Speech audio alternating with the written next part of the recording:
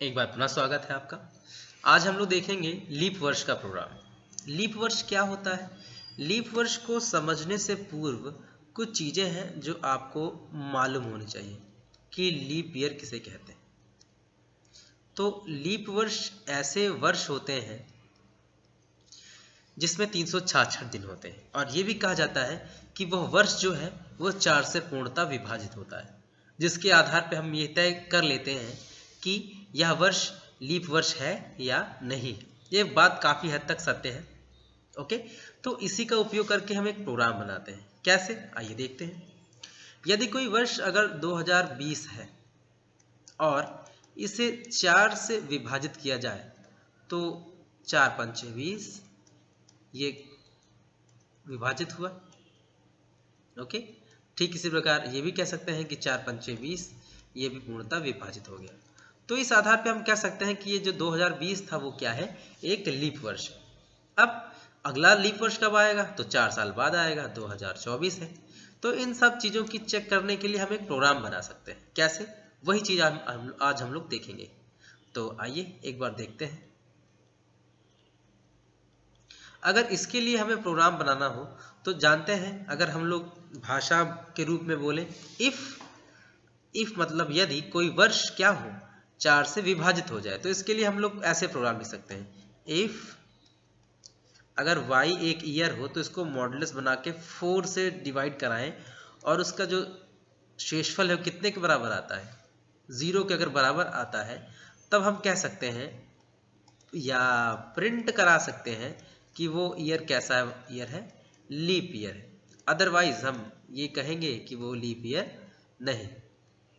Okay, तो ये इसका एक तरीका है लीप ईयर को लिखने का। अब इसको प्रोग्राम के थ्रू करके देखते हैं। अब जिन लोगों को समझ में नहीं आया होगा, अगर आप पिछला वीडियो देखें हैं तो वहाँ बताया गया था कि अगर 2020 है तो इसका शेषफल ऐसे व्यक्त करते थे। इसका शेषफल अगर 0 के बराबर आता है तब हम कहते हैं कि वो क्या है, लीप ईयर है।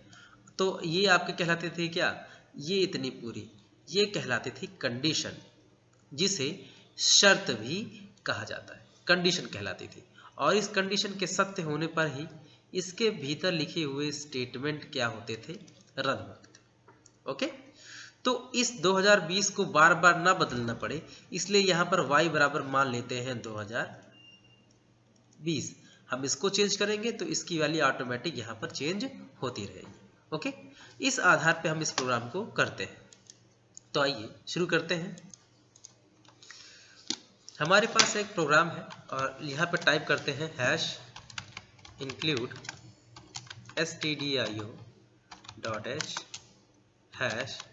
#include conio.h void main,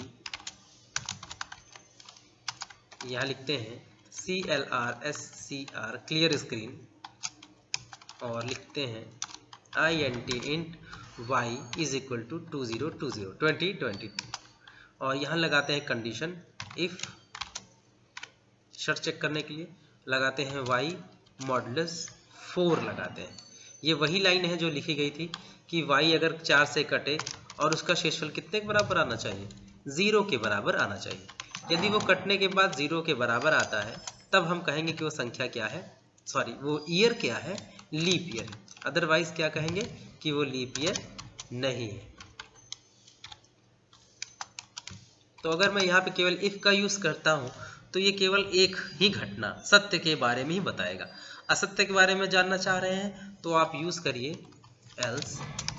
else तब वर्क करेगा जब इफ में दी हुई कंडीशन क्या होगी, असत्य होगी या फॉल्स होगी। तो मैंने फॉल्स वाली स्टेटमेंट के लिए लिख दिया है नॉट लीप ईयर। ये तब क्रियान्वित होगा जब इफ की दी हुई कंडीशन गलत होगी।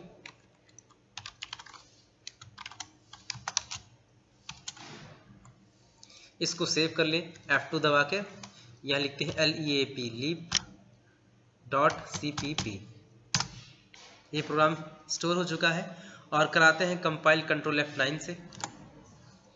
कंट्रोल F9 से जब हम कंपाइल कराएंगे जब इसको हम कंपाइल कराते हैं तो देखते हैं कि कितनी एरर्स है।